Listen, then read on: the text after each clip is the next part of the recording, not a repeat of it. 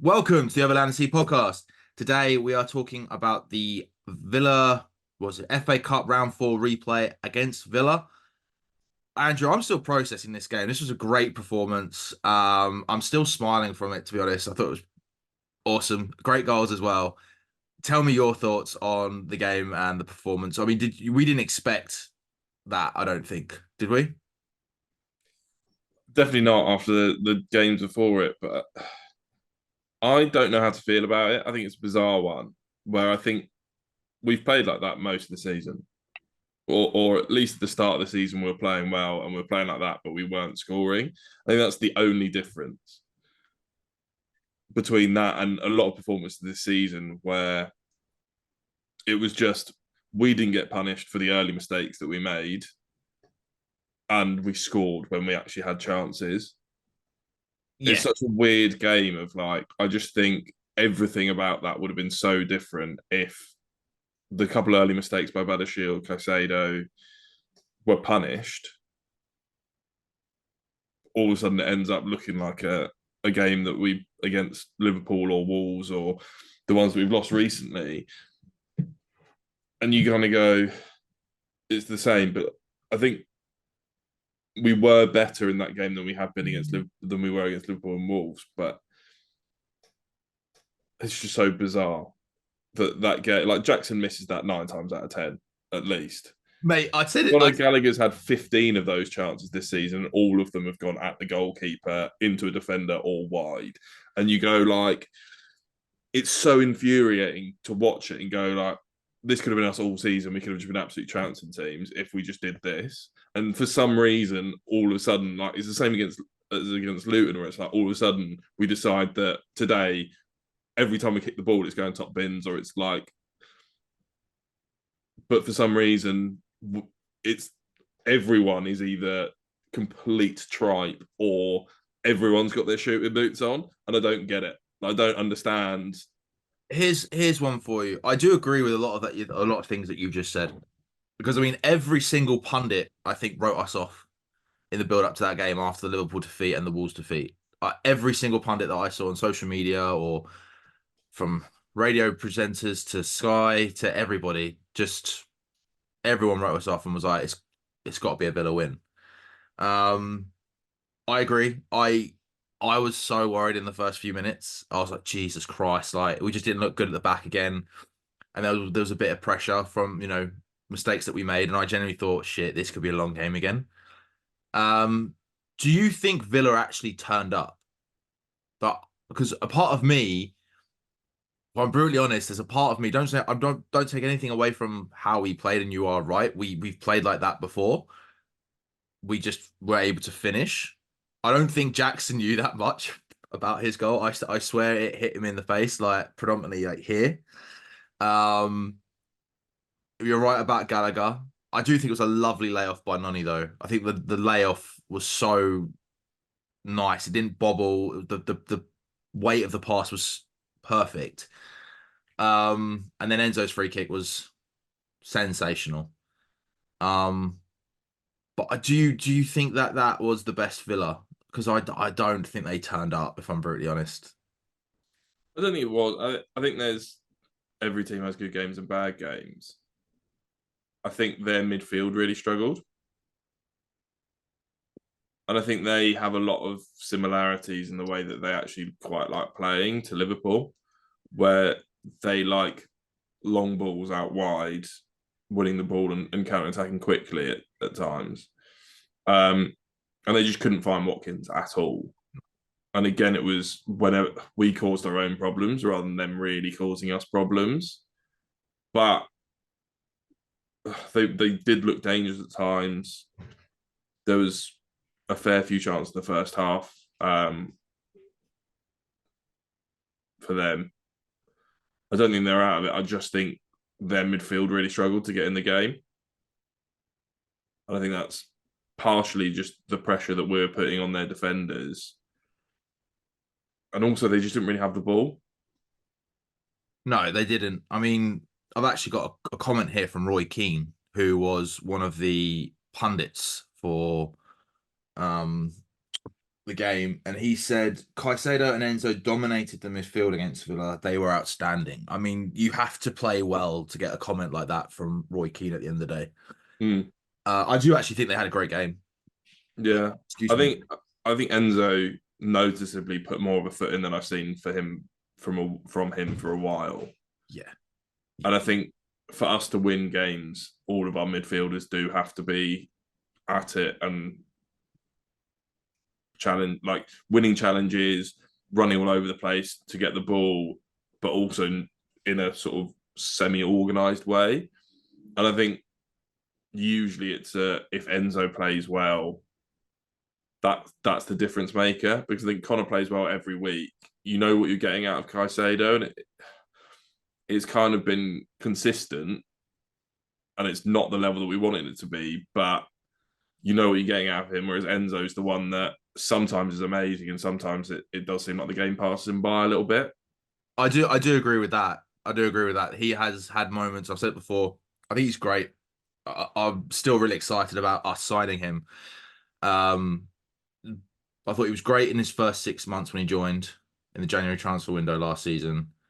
He's had moments in the first half of the season where he has dipped. Maybe it's because of injury and amongst other things.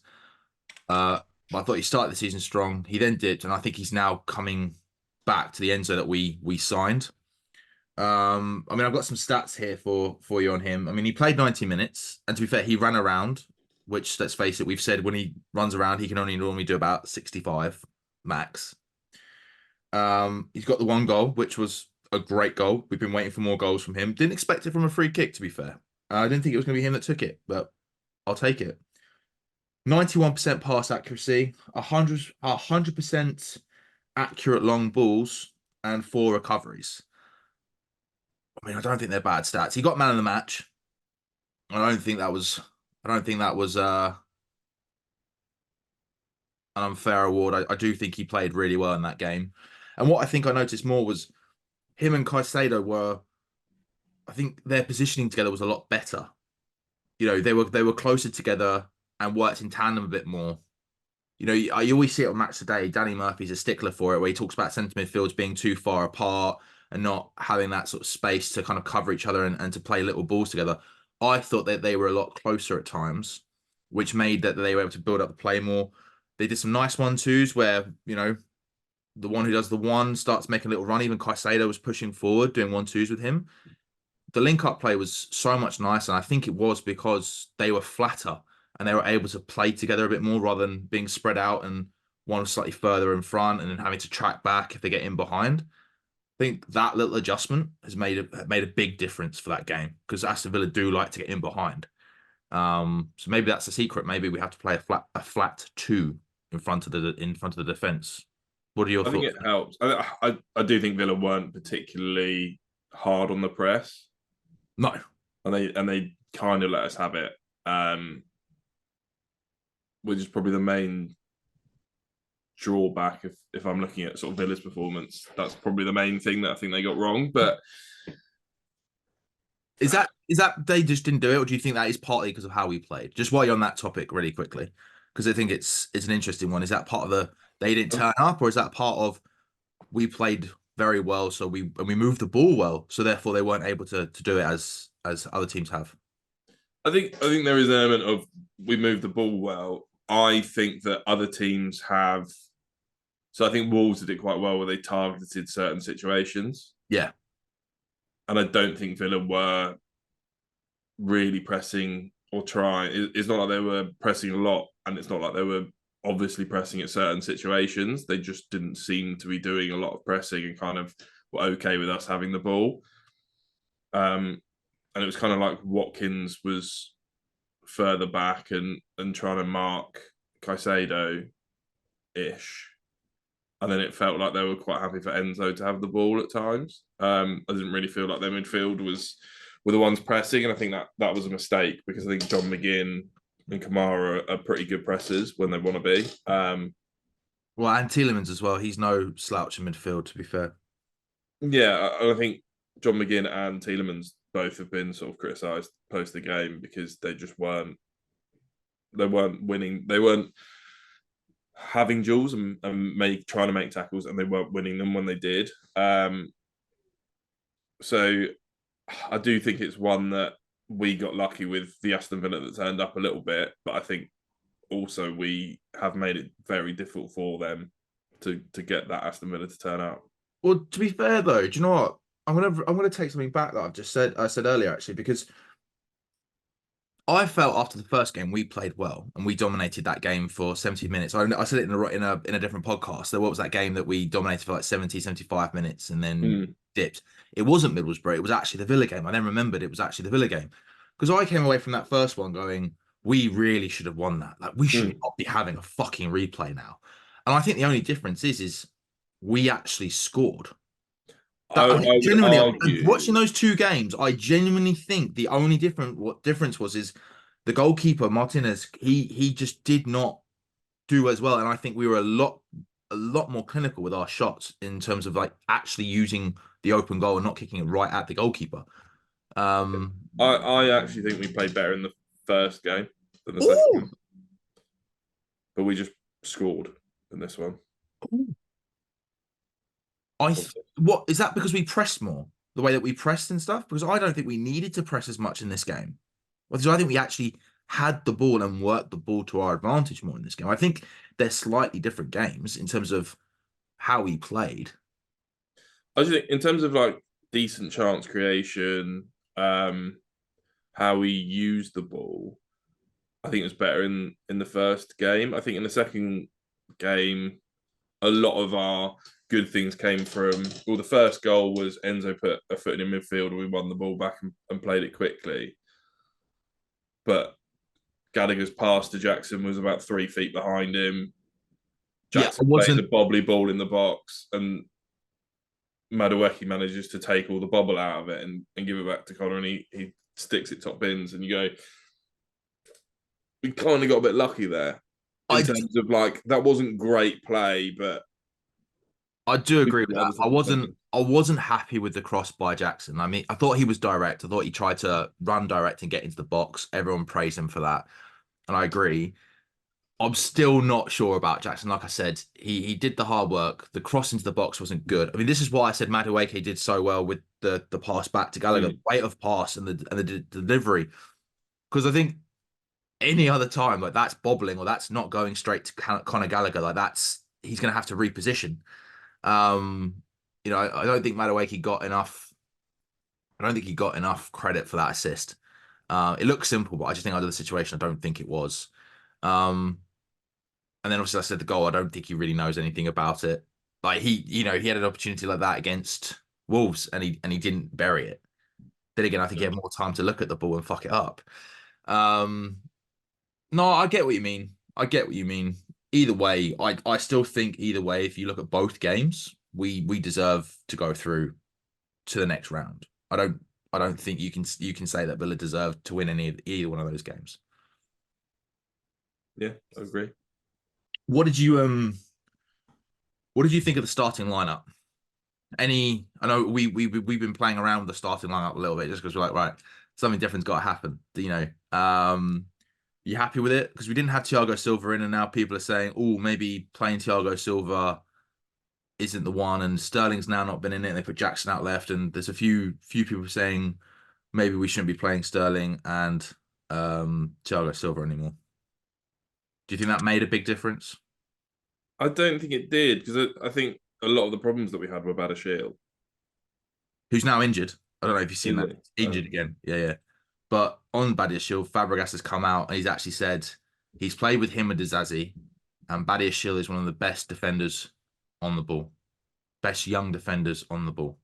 And at times I've seen it, but the lot like against Villa specifically, he just kicked the ball long. Like there was no one anywhere near where he kicked the ball to. So on multiple occasions in the first half, I hopefully he's got that, and I think at times I thought he's been okay on the ball, but we haven't seen that consistently, and I think he is low on confidence at the minute, and it's causing him problems. You said that about a few other Chelsea players, to be fair, about the confidence, 100%. I'm still not convinced on the pair of them.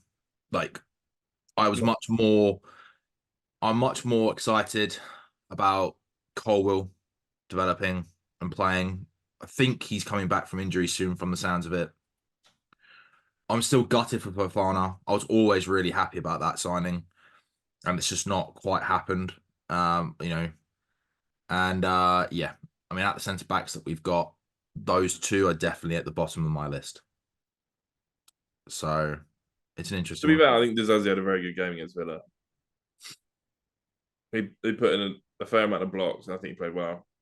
Yeah, but But you he know did what? anything wrong, and he did some No, very good things. So. but sometimes I think it's just the. Sometimes I generally just think it's like the way they play. That I don't think when they're playing and they're positioning, I just for me maybe it just doesn't instill confidence into the situation and into them playing the position. I don't know. I'm not sure. I'll have a think about that for future episodes. Right, your man of the match. Connor. It's a fair few to choose from, huh? I'm going Connor, and it's largely he got his goal, and he made two for me very important tackles on Leon Bailey on when they had a decent chance to counter, and he's completely just wiped that situation out, and we're back on the front foot again. And I think that's something that historically we've struggled with, where someone is willing to put themselves in that position of I'm gonna fly into this challenge, try and win the ball, and if I don't, I'm getting a booking. But we have potentially I'm taking a tactical foul here. I think he's learned a lot about that this season. I think that's one I thing think he's he's always really been willing learned to do this it. He's season. getting better at actually getting the ball in these challenges. Yeah. And that's something he's improving in. And obviously he got his goal. And yeah, I just think he plays very well. But you're right, there's a lot of players that played pretty well. There's not many that you'd put in the list of ones that weren't good enough on the day. No, I thought it was a very good performance. I mean, the midfield, the fact that they got their goals as well, I think really just showed how good the midfield was. I mean, I know that sounds quite cliche. Like, oh, we got goals, so they must be played amazing. But they've been waiting for those goals for a long time. To be fair, especially Connor. Um, even if you put even if Caicedo got a goal, I'd be going, yeah, definitely. Do you know what? Any one of those three midfielders could have got a fucking and should have got man of the match because I thought Caicedo Mm. had a good game as well. No, I agree. I agree with that. You are right. The some of the challenges he put in, yeah. I For me, it was either Connor or Enzo. So I'm just gonna sit on the fence and say either one really. No, I'll go Connor. Just on Enzo, to be fair, there was a lot of speculation before the game about him leaving, wanting to leave, which got quickly squashed. He scored the goal. He celebrated, took his shirt off, pointed at his name, pointing at the badge, pointing down to the ground, implying that he's staying. Since then, turns out he did the same thing at Benfica before we bought him.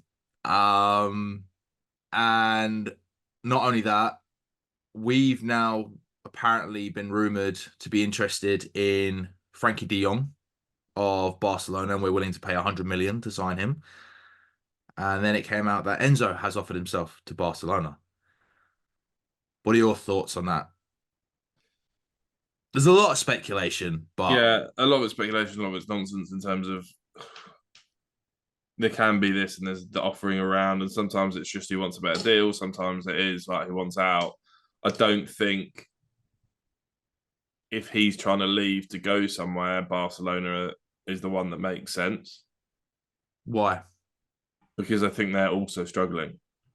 Oh yeah, yeah, yeah, yeah. For at least for Barcelona, not as badly as we are, but I think we're close to where is acceptable than Barcelona are. If Barcelona aren't winning titles, they're losing their minds. Same with Real Madrid. I But mean, but they're I don't really think off it, aren't they? They're normally top three, and they're yeah, they're they're way off it. yeah. I don't think 100 minutes. Like, I'm a huge fan of Frankie De Jong. Are you? Yeah, I liked just him at from like Ajax. those Ajax. Yeah, him I and liked Delict. him at I wanted. Ajax. I wanted both of them Yeah, when they were at Ajax. yeah, yeah, yeah. I'll give you that. I've not been a fan since he's been at Barcelona. I love I it. mean, I haven't really seen him. I just don't think he's a player that we need. Like You he's, do, or sorry, you do or you don't. I don't think that he's a player that we need. No, I agree. I agree. He he offers a lot of the same as Conor Gallagher, to be honest. Runs around a lot, is decent presser. I'd say passing, he's better than Conor is, but bloke can't shoot to save his life, so No, I agree. I don't think he helps us too much. And for 100 million, it's so punchy for someone that does have weaknesses. For 100 million, you need like a Kevin De Bruyne esque player that can do everything to a pretty high level. And Yeah, I but do they've been wanting to Frankie get is rid of just him. They've been wanting to get rid of him for ages because he's on yeah. such a high wage salary. He refused to take a pay cut. He's refused to leave. And they've got Pedri, Gavi, Yeah, and the new bloke that I forget the name of. I'll take Pedro or Gavi over him any day of the week. Yeah. Um, and so would they. So I don't want to sign. No, He's a decent. He's one of those that it's a decent squad player for like 25, 30 mil, and you're going to go not the worst business in the world, but for 100 mil, I don't think he should be starting in our team. Is no. I probably think I think for the only thing for me with it was I really hope that they're not that interested because I'm not being funny. If you're going to spend about 130 million on Osman because apparently that's the striker that we want, and you're then going to tell me you've got another extra 100 mil. I'll be going, don't buy another fucking 100 mil bloody midfielder. Like you've already got two. the I'll rumor be going at the buy minute. Tony. I'll be like buy Tony or strengthen some other areas. Like the defense is needs strengthening. Like leave the midfield alone because I think if you've got a better team around it, it's going to perform better week in week out. Yeah, Unless Enzo wants to leave, and in that case, it's like right if he wants to leave, then do what you can to help him leave, and hopefully we don't get screwed over by the FFP. But hopefully that's not the case. yeah. I mean, the whole at the minute, the rumors are that we can't sack Poch until Yeah, I heard that. like 1st of July because it will have to go into these financial statements. So Yeah, I heard that. Yeah. I don't think that we can afford any of these players by the sound of things. And I think if we could afford players, we'd have bought some in January. So I think we do need to sell before we buy at the minute, which is worrying for the homegrown talent. It's worrying all over the pitch, mate, because I think it's worrying from the homegrown talent perspective. It's worrying from the fact that it's then like, right, okay, you've got players on 8-year contracts. Clubs know that we're going to need to sell, so they're going to short hand us the entire time with negotiating because they're going to know, well, you need the money. So, mm, and then it's a question of which players do we sell in the sense of how many of our players that have had good seasons or a good season are we going to want to actually get rid of and can get a fair price for? yeah, we don't have enough players performing well enough that you kind of go, we can do without them. We can do without them. The players that people will want and will offer for are the ones that we want to keep. So yeah, it's going to be an interesting one in the summer. We'll just have to see what happens.